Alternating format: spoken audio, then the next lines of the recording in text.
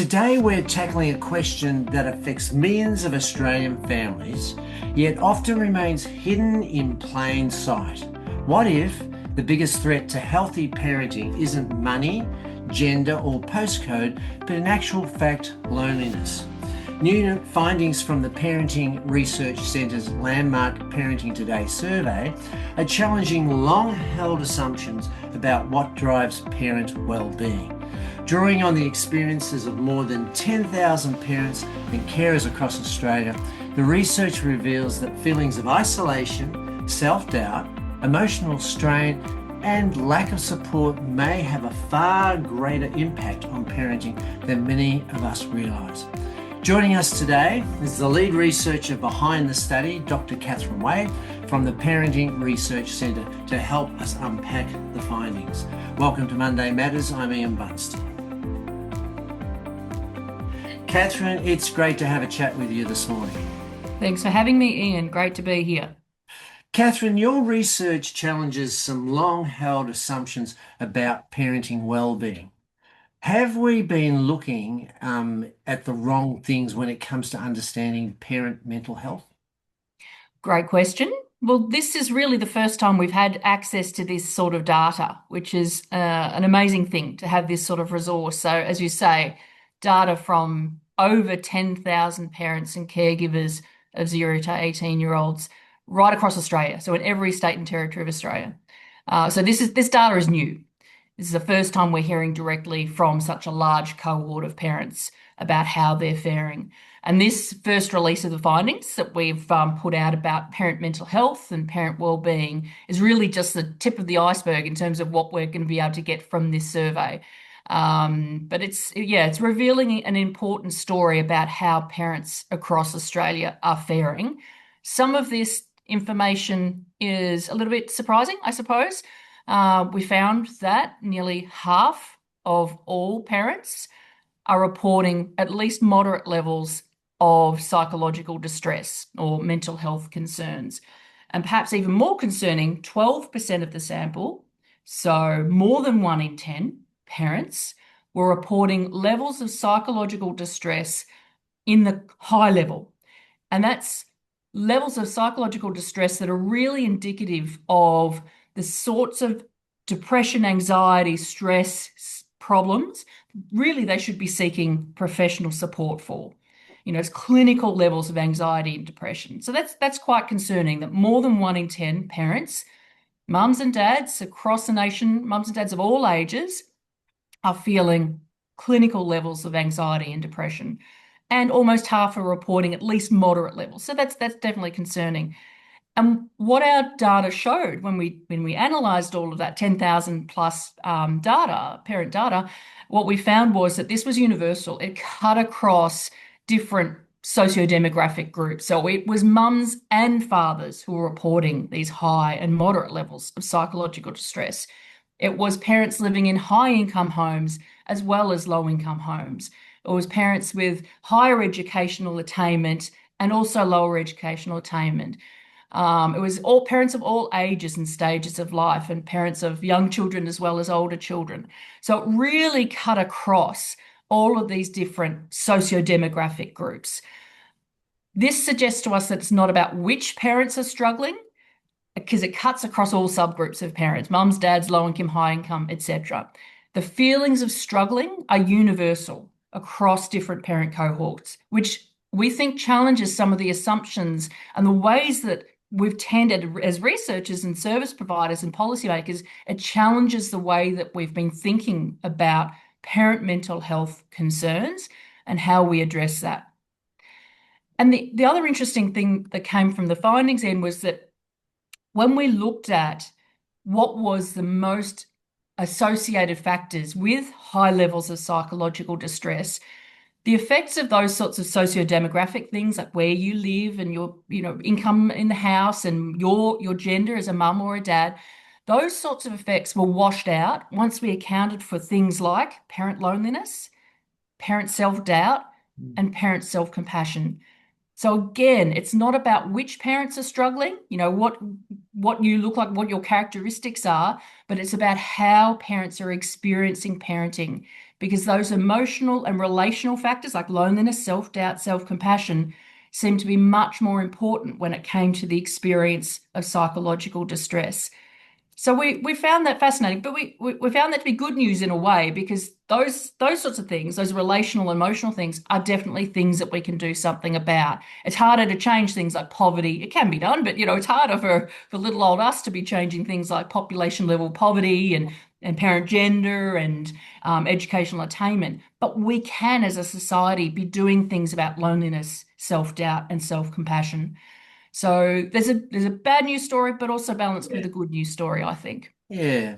So, Catherine, I would like to just talk a little bit about the hidden impact on the Yeah. children. And I know from your research, and you've already alluded to this, that more than half of parents reporting feeling lonely at least some of the time. This Mm. loneliness issue is a big one.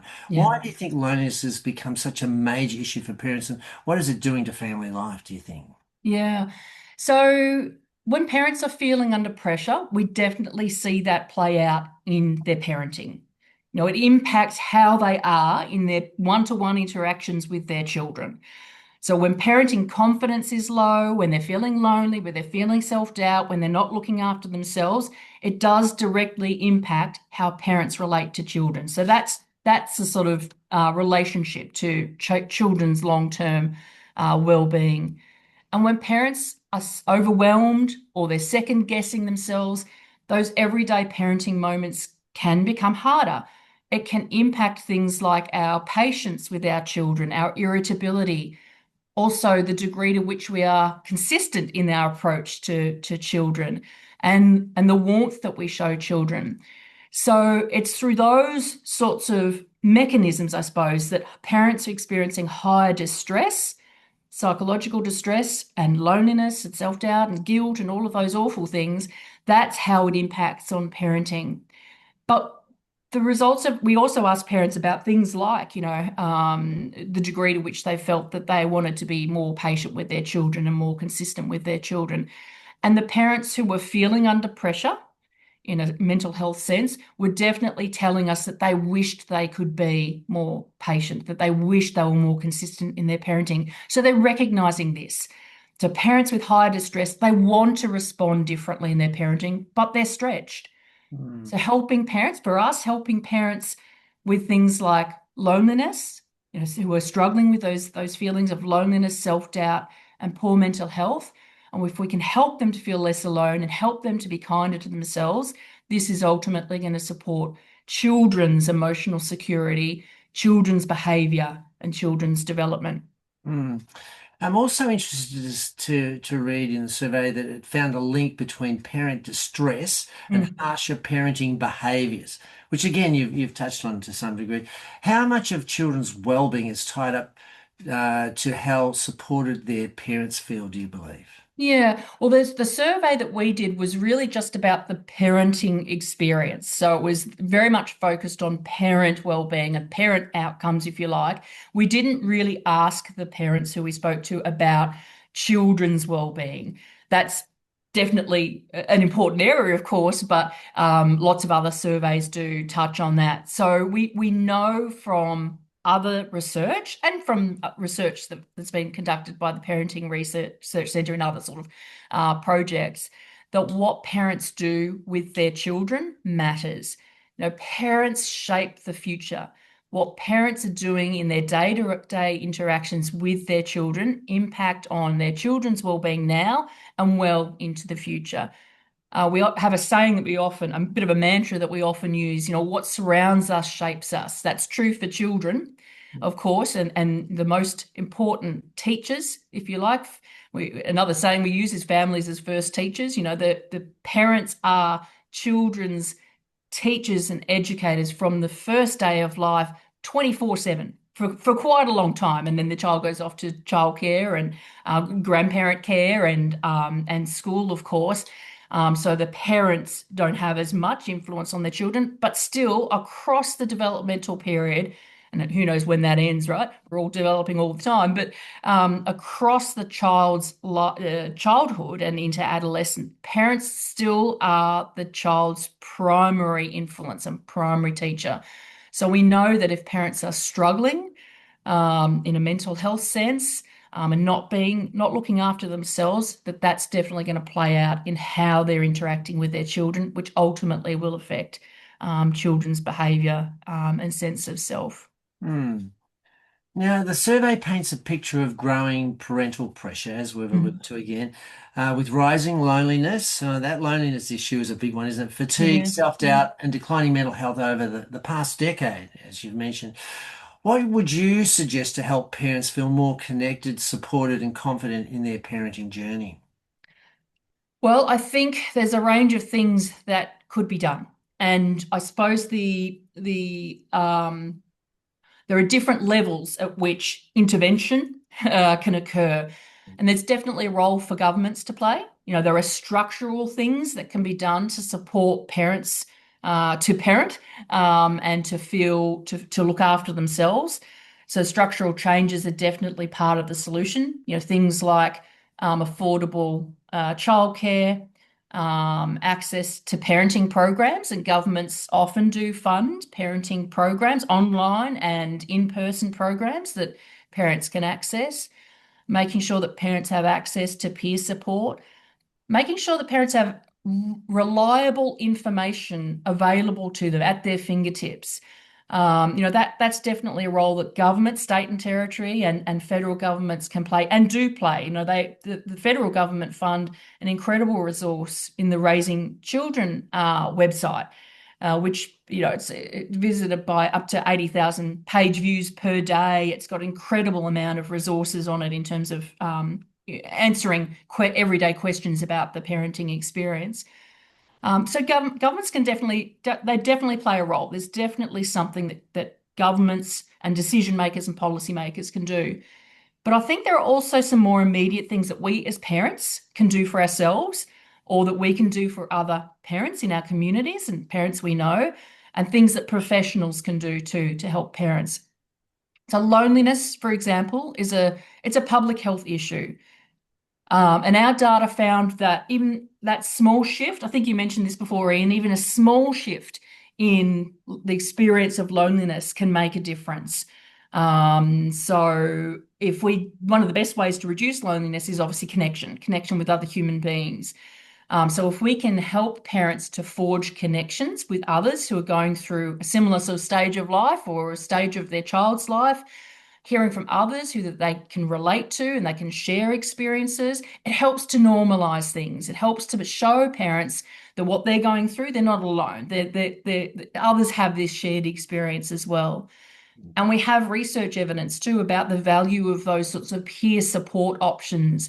There's a program called My Time, which is specifically for parents of children who have complex needs or disability, but it's a peer support group that's facilitated by a professional, by a worker, who helps bring parents together to connect, to learn about topics that are interesting to them, to socialise, to talk about their children's issue, and to share information with each other. And we have evidence that those sorts of peer support programs really do help to increase self-confidence in parents, to increase a sense of hope and optimism in parents. Hmm. And there's other research evidence about those sorts of programs as well. But I think a big thing is we need to teach parents to be kinder to ourselves too. Hmm. We're our own worst enemy.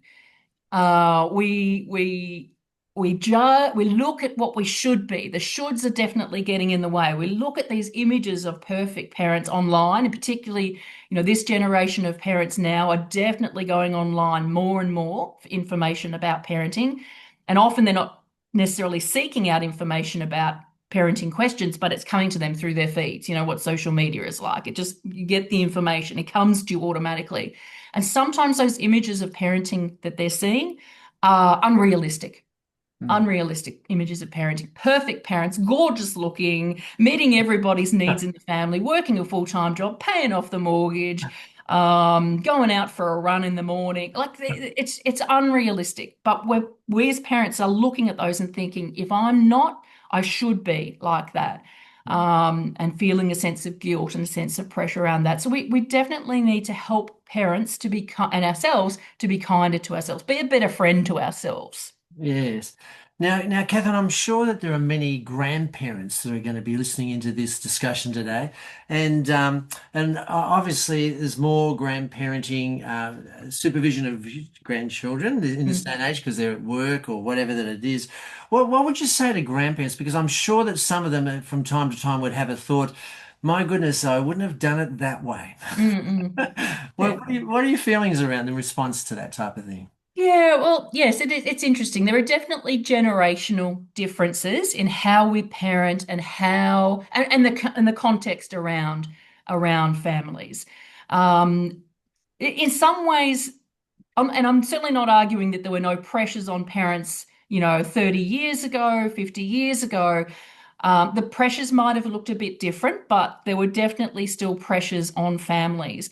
But I think there's something going on today, and maybe it's a little bit about that social media pressure. There's definitely something going on today that seems to mean that parents are feeling more pressure than in the past. Now, part of that might be because we're simply getting better at talking about mental health, right? I mean, so to some degree, even though we've seen increases in parent mental health over the past 10 years in the data that we've been collecting, to some degree, that's possibly explained by this, what we've referred to as mental health literacy. We're getting better at understanding mental health. We're getting more comfortable talking about our own mental health and sharing that maybe we're feeling a little bit unhealthy in a mental health sense.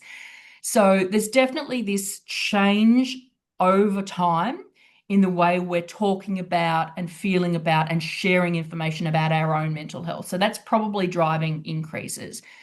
But there are today pressures on parenting that perhaps were different to previous years, previous decades. Some of that has to do with, the current pressures we're all experiencing around the cost of living crisis and issues like that. But I think a lot of it is driven by this intense sort of parenting culture. We're very focused on, what the role of the parents are. If there's adolescent crime, you always see in the media the stories about, well, where were the parents? What were the parents doing? So there's a lot of tendency to sort of put the blame on parents. And we take that guilt on, we take that sense of responsibility on. But these days, where most families, where there are two adults in the household, most of them need to go out and work almost full-time jobs in order to pay off mortgages. So those sorts of financial pressures are real, and we can't ignore that that's probably influencing how parents today are feeling about their own parenting, but also their own mental health. That pressure is quite intense at the moment. Mm. Well, Dr. Catherine Wade, lead researcher from the Parenting Research Centre, it's certainly been a powerful reminder that parenting isn't meant to be done alone. When parents feel supported, connected, and valued, everybody benefits. Catherine, thank you for being our guest here at Monday Matters today. Thank you, Ian. If today's conversation resonated with you, please share this episode with a parent, carer, friend, colleague, or grandparent. You can find this interview with Dr. Catherine Wade by searching Monday Matters with Ian Bunston across Facebook, Spotify, YouTube, and Instagram. Next week, our guest is Alice Kavanagh, who performed on the ABC program The Piano at the Dandenong Market. Until next time, take care and stay connected.